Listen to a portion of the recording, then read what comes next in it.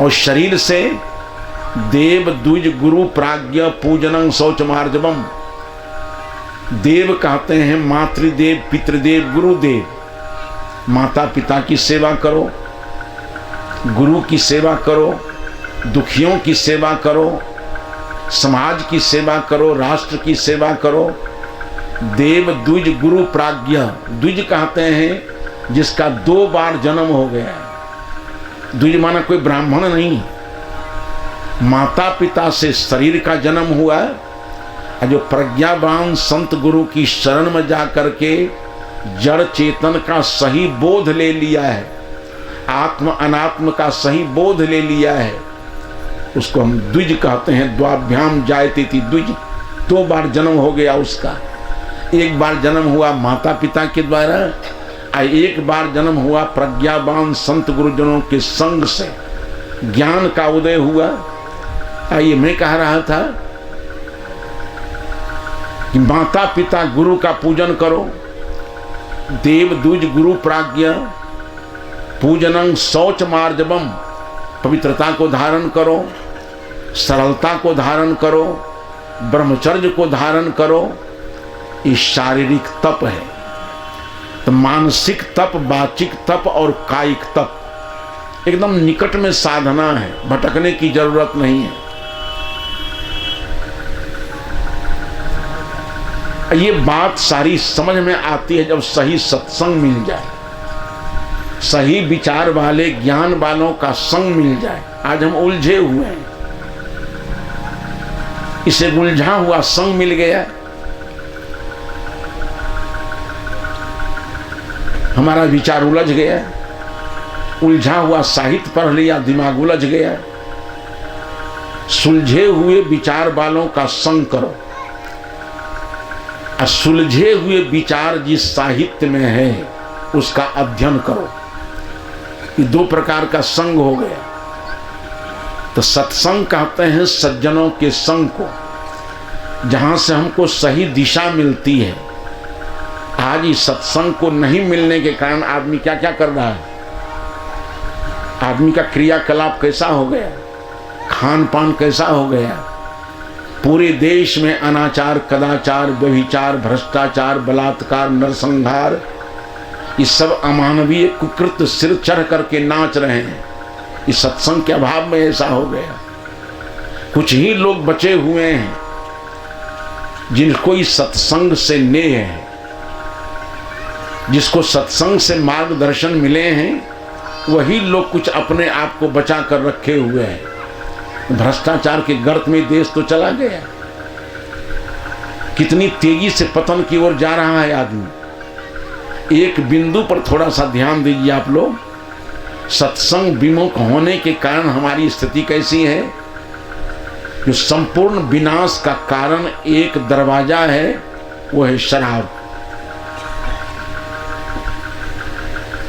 और शराब की तरफ कितनी तेजी से हम बढ़ते चले जा रहे हैं, जिसका दुष्परिणाम जीवन में आता है। हजारों बह गए इन बोतलों के बंद पानी में, जो डूबे हैं गिलासों में न उबरे जिंदगानी में। ये तेरे हाथ का प्याला है, तेरी मौत का प्याला, घुला है जहर शरबत में, छिपी है आग पानी में। न कर बर्बाद अपनी जिंदगी बोतल के दीवानों, वो काटेगा बुढ़ापे में जो बोया है जवानी में। ये सीख कहाँ मिलेगी, ये सूझबूझ कहाँ मिलेंगे, यही सत्संग में। इसलिए सज्जनों के संग को सत्संग कहते हैं, जिससे हमको तत्वबोध हो जाता है कि जड़ और चेतन, यही 2 तत्वों का विस्तार ये संसार है। जड़ और चेतन के अलावा धरती पर और कुछ नहीं है। चेतन ये जीव है, आत्मा है, और जड़ है मिट्टी पानी आग हवा। वो जड़ मिट्टी पानी आग हवा से सारे के सारे पेड़ पौधे, आदमी के शरीर, दुनिया की सारी चीजें देखने में आती है, सब मिट्टी पानी आग हवा है। चेतना जिसमें है वो चेतन है। चेतन का लक्षण है चेतना। जहां जहां चेतना है वहां वहां चेतन है। जिसमें ज्ञान नहीं है वो जड़ है, और जिसमें ज्ञान है वो चेतन है। उसी एक चेतन को लोगों ने ब्रह्म कहा है। यह भी समझने की चीज है। उसी को लोगों ने ब्रह्म कहा, उसी को लोगों ने ईश्वर कहा, भगवान कहा, राम कहा, कृष्ण कहा, प्रकारांतर से। वेद के ऋषि ने कहा एकं सद विप्रा बहुधा वदन्ति, सत्य एक है, उसको कहने के तरीके भिन्न भिन्न हैं। हम परमात्मा को अलग देखना चाहते हैं, आत्मा को अलग देखना चाहते हैं। ये हमारी मानसिक कमजोरी है, इस समझ की गड़बड़ी है। आत्मा अलग और परमात्मा अलग नहीं है, जीव अलग और शिव अलग नहीं है। ये आत्मा किसी का परमात्मा का अंश है, ये अज्ञान जन्य है। ये आत्मा किसी का अंश नहीं है। आत्मा नित्य है, अखंड है, अविनाशी है, अपरिणामी है। इतने विशेषण जिस आत्मा के हों वो कभी किसी का अंश नहीं हो सकता। ये अंशांशी भाव, कारण कार्य भाव से रहित है। आत्मा न किसी का कारण है, न किसी का कार्य है। आत्मा न किसी का अंश है, न किसी का अंशी है।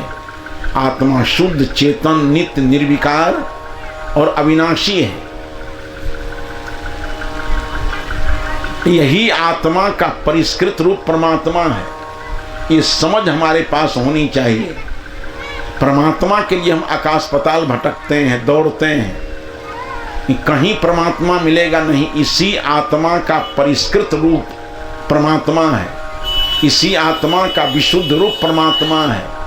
ये समझ मिलेगी तब आपको, जब समझ वाले संत गुरुजन का संपर्क प्राप्त करते हैं। तो मैंने कहा कि सत्संग सज्जनों के संग को कहते हैं, खूब करना चाहिए। वो सत्संग के दो प्रकार हैं। प्रज्ञावान संतों का संग करना सत्संग, और सत्य साहित्य का अध्ययन करना सत्संग। ये संग भी सत्संग है और अध्ययन भी सत्संग है। अगर अच्छे साहित्य मिल जाए आपको, जड़ चेतन निर्णय करने वाला, कर्तव्य बोध देने वाला, तो सद्ग्रंथों का अध्ययन भी सत्संग हो जाएगा। तो संतों के संग को सत्संग कहते हैं। ये साधन है, सब लोगों को करना चाहिए, श्रद्धा पूर्वक करना चाहिए, नित्य करना चाहिए। और सत्संग ही साध्य है। वो सत्संग क्या है? सत्य आत्मा राम है। सबका जो स्वरूप है वो सत्य है। इस चेतन को लोगों ने सत्य कहा है। सत्यं ज्ञान मनंतं ब्रह्म।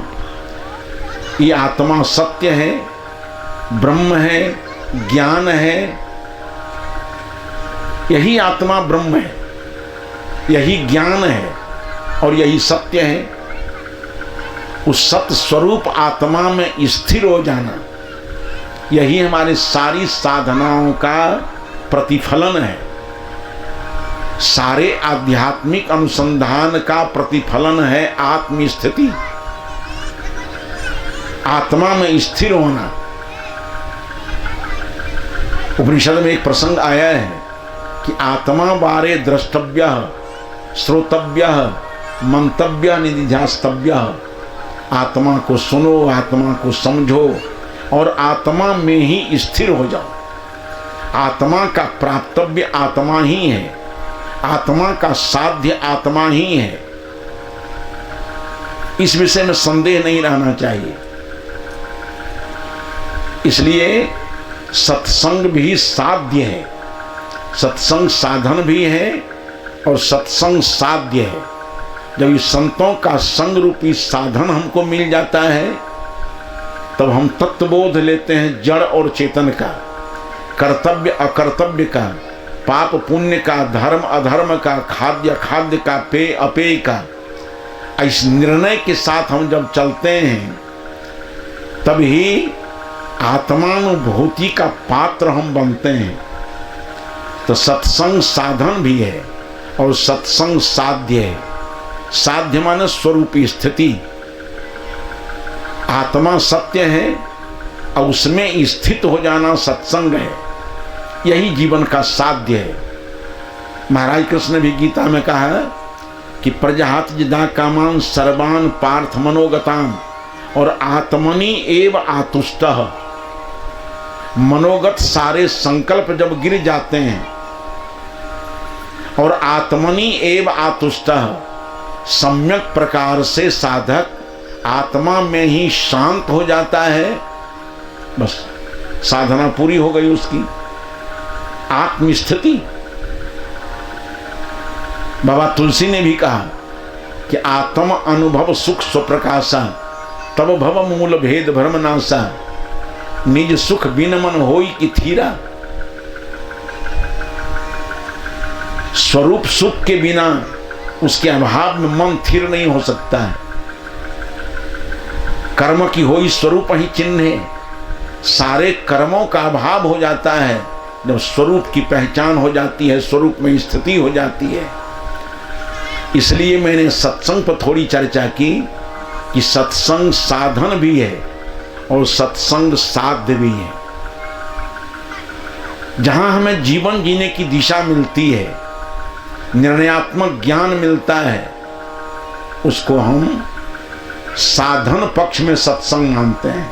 अभी जो आप लोग बैठे हुए हैं, बोध लेने के लिए बैठे हुए हैं, समझ लेने के लिए बैठे हुए हैं। धर्म क्या है, अधर्म क्या है, इसको समझने के लिए बैठे हुए हैं। ये समझ आपको सत्संग से मिलेगी। और समझ ले करके जब आप साधना करोगे, अनैतिक कर्मों का त्याग करोगे, कम से कम पंच महापापों से अलग रहने का प्रयास करोगे,